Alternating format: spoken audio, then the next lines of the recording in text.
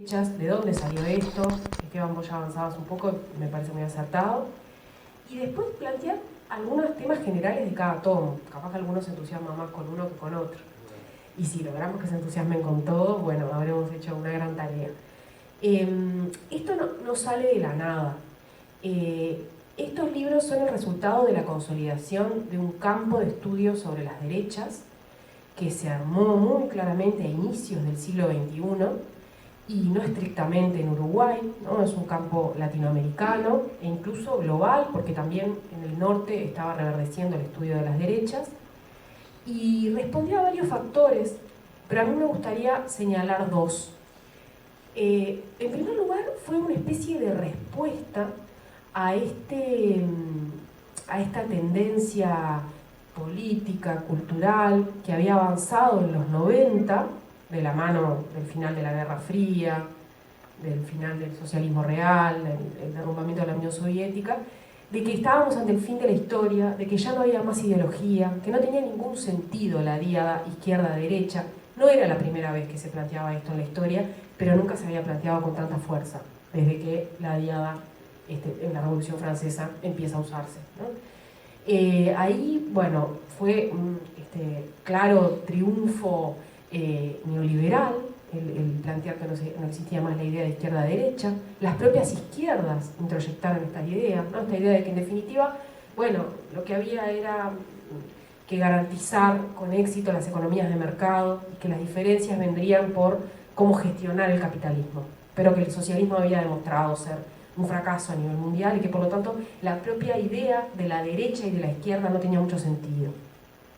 Ese fue, de manera separada en distintos países, en los campos académicos, entre los historiadores, los filósofos políticos, los cientistas políticos, fue un acicate para decir, pero un momento, ¿tiene vigencia o no tiene vigencia que hablemos de derechas? Porque las derechas han estado mayoritariamente en los gobiernos, en el poder, y siguen teniendo una presencia. Está el famoso libro de Bobbio, ¿no?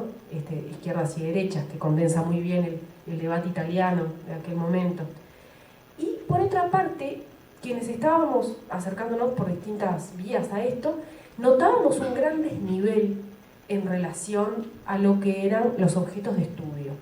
Se había estudiado mucho a la izquierda y a las izquierdas, en distintos momentos de la historia, del siglo XX e incluso para atrás. Se había estudiado el Estado, ¿no? La cuestión de los comportamientos del Estado, pero había un sujeto ausente, y eran estas derechas. Habíamos estudiado más a la izquierda, menos a la derecha. Habíamos estudiado más a la pobreza, menos a la riqueza. Entonces, ahí hubo un diagnóstico que empezó a impulsar trabajos. En el caso uruguayo estuvo bastante vinculado al tema de la dictadura y del pasado reciente.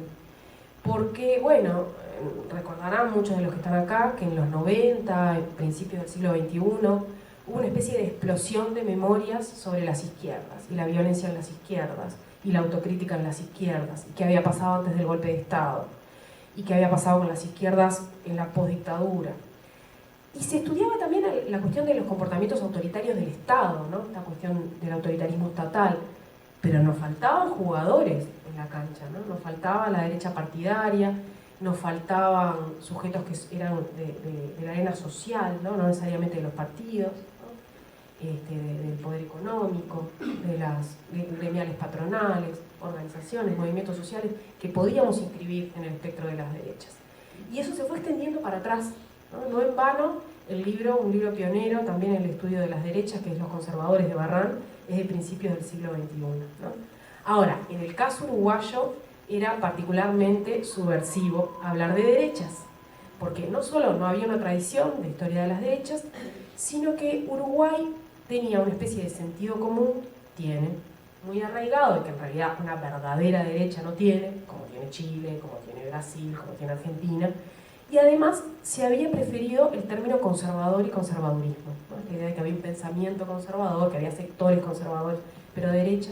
Entonces, bueno, este campo académico, porque fue un campo académico, y es un campo académico, empieza a interpelar un poco esta idea de qué hablamos cuando hablamos de derechas, ¿no? Los conservadores están dentro de las derechas, pero las derechas son un universo ideológico mucho más amplio. Y allí, entonces, me gustaría decir algo sobre esta cuestión de las definiciones que vos planteabas, Porque cuando se pregunta desde la ciencia política, desde la filosofía política, desde la antropología, desde la sociología, ¿qué es la derecha? Aparecen muchas definiciones y es algo así como una sábana corta. Ninguna la comprende del todo ni le hace del todo justicia, ¿no? Escucharán cuestiones del estilo, bueno, la derecha defiende la libertad, ¿no? La libertad en distintos planos. La derecha impugna los esfuerzos de igualdad en algunos aspectos, ¿no?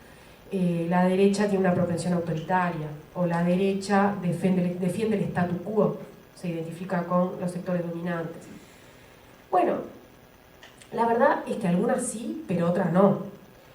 Hay algo que para nosotros es como una especie de paraguas teórico fundamental, que es asumir que la derecha es plural, la derecha es relacional y la derecha es histórica, en su estudio, ¿no? El estudio de la derecha. ¿Qué quiero decir con esto?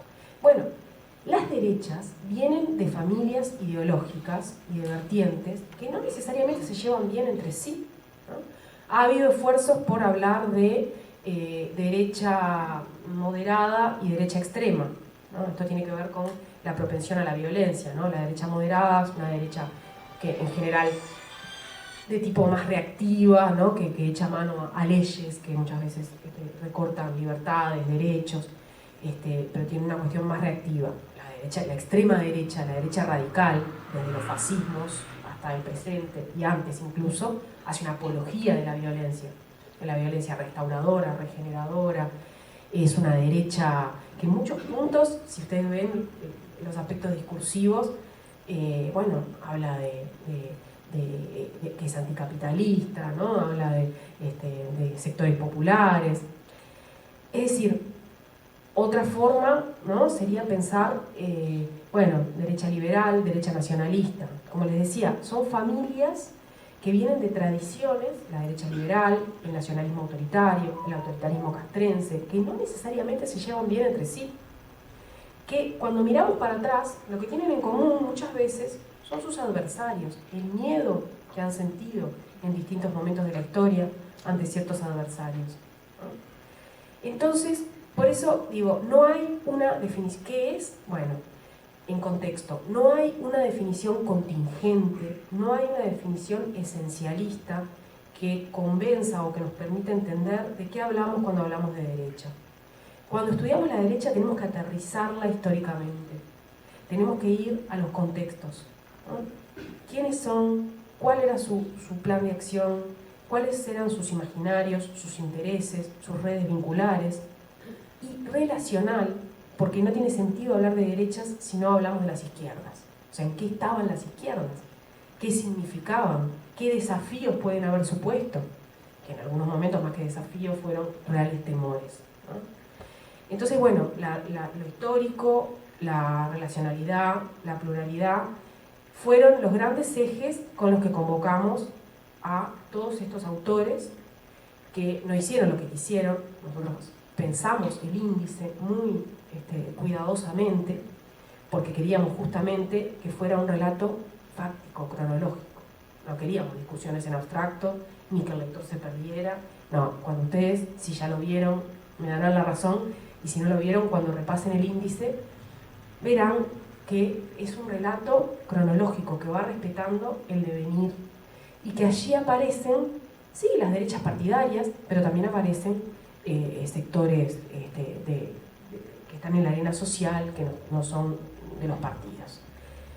Entonces, bueno, yendo a los libros concretamente, yendo a los contenidos, y vamos a empezar con el siglo XX, pero de verdad, y vamos a empezar con la reacción contra el vallismo, contra el primer vallismo, cuando además empieza a usarse, si nosotros vemos la documentación de época, la palabra derecha no aparece en la documentación del siglo XIX. Por eso hicimos la opción por poner la palabra conservadores, ¿no? Porque si bien el término es del 18, es de la Revolución Francesa, hay autores que ya hablan de la derecha política en el 19, los contemporáneos no hablan de derecha, hablan del conservadurismo y de los conservadores. Y en el siglo XX sí, aparece con toda la fuerza. Entonces íbamos a empezar en el siglo XX y dijimos, no, esto hay mucha herencia, hay mucho que no se entiende si no vamos para atrás. Y entonces, esto como decías, de estas ideas que vertebran una colección sobre derechas como orden, democracia, violencia, participación popular, ampliación de la ciudadanía, van a estar presentes ya en el tomo 1. ¿No? El tomo 1 va a dar una visión que quizás no es la que están tan acostumbrados, porque toda la historiografía reciente que ha hecho, bueno, nos ha hablado de la revolución artiguista, ya no en clave nacionalista, sino en clave de, bueno, proyectos de construcción estatal. ¿Qué estaba pasando? Se estaba desilvanando el mundo conocido, se estaba deshilachando el orden social y político, ¿no? Crisis de las monarquías ibéricas, 1808 primero, todos los que estaban a favor en contra de la invasión napoleónica y en contra de la prisión de Fernando VII, bueno, se ponen realmente, se preocupan por lo que está pasando tanto en la península como en los territorios americanos. De hecho, el gran lema va a ser Dios, patria y religión. Y bueno, ¿qué está pasando en estos territorios? Se está deshaciendo el orden político, el orden social, que era un orden católico y que era un orden indivisible, ¿no? Esta idea de que la sociedad del antiguo régimen se basaba en los privilegios y en la desigualdad. Y ese era el orden natural, ¿no? Ese era un orden natural. Aspiraciones múltiples, privilegios escasos, un cuerpo político y social que tiene armonía, en donde no hay lugar para el conflicto, para los intereses. Y eso, con la crisis de la monarquía y con todo el proceso que empieza en el 8 y en el 10, se pone en jaque. Y bueno, la historiografía nos hablaba de la revolución artiguista. La revolución artiguista tuvo muchos momentos, muchas facetas, una faceta muy radical. Artigas fue una cosa, el artiguismo fue otra. Finalmente los cambios fueron mucho menos abruptos, mucho menos drásticos, pero eso los contemporáneos no lo sabían. Los contemporáneos sintieron de los dos lados estar viviendo un sismo. Entonces, bueno, lo que muestra el libro de los conservadores es cómo se organizaron los que defendían a Fernando VII, ¿no? Los que querían la restauración total de la monarquía, ¿no? Hay trabajos sobre el carlismo, ¿no? Trabajos sobre estos milicianos, sobre todo católicos, que empiezan a venir y que defienden, ni siquiera transan con la idea de la monarquía parlamentaria, que quieren restituir la monarquía plena. El Río de la Plata fue un espacio muy importante para el carlismo, muy importante. De hecho, se fundó una de las grandes filiales para América del Sur. Eso lo trabaja muy bien Mario Cecchuri, con documentación nueva que no había trabajado nadie, en Montevideo, ¿no? Y fundan un partido. En el siglo XX pierde un poco de fuerza, pero piensen que tuvimos un presidente devenido dictador que era carlista, que estaba identificado con el carlismo, con la monarquía, el tradicionalismo, el hispanismo. Volvemos para atrás.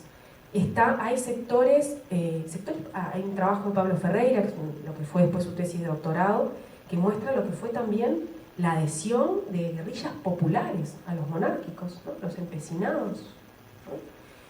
Hay un trabajo de Nicolás Dufaux que narra con mucho detalle la experiencia de un partido conservador, que era liberal en lo económico, pero conservador en lo social. Porque hay una pregunta más para hacerse en estas claves que también planteabas. Es la cuestión de la nueva legitimidad del gobierno, y algo que aparece todo el tiempo es ¿quiénes son los mejores para gobernar? Y entonces mucho de lo que vamos a ver en el tomo 1 es el terror que despertaba la idea de la soberanía a nivel ampliado, a nivel de toda la ciudadanía. O sea, no, el Partido Conservador es un partido muy liberal en lo económico y muy conservador en lo social, ¿no? Esa experiencia. Es muy interesante también todo el repaso que hace Ana Frega a nivel semántico, de las palabras, ¿no? En donde aparecen palabras que después están tan asociadas con el anticomunismo en el siglo XX, ¿no? Para hablar del artiguismo, de la revolución artiguista, de la idea de la federación, que es la confederación como el ejemplo máximo de la división, y habla de la peste, de los sediciosos. De hecho hablan de la Junta Gubernativa de Buenos Aires, son los sediciosos. La palabra que usan, el peor epíteto, es la anarquía. Dicen, esto es la anarquía, ¿no? Entonces, bueno, Estos intentos por frenar la ampliación, finalmente es muy modesto lo que se va logrando, pero bueno, los intentos por frenar la participación popular siguen en los 20, siguen en los 30, se estudian todas las redes de las élites Claret de los Santos, estudia las redes de sociabilidad de los conservadores, el militarismo, ¿no? Esta primera experiencia de modernización del siglo XIX, que tiene como su base social en el primer grupo de presión, no digo moderno, pero protomoderno, que fue la Asociación Rural del Uruguay, ¿no? Entonces todo el proyecto de modernización del Estado apoyado por los sectores conservadores, y finalmente el vallismo. Ahí sí llegaba el vallismo. Pero para llegar al vallismo había que entender lo que significó el vallismo.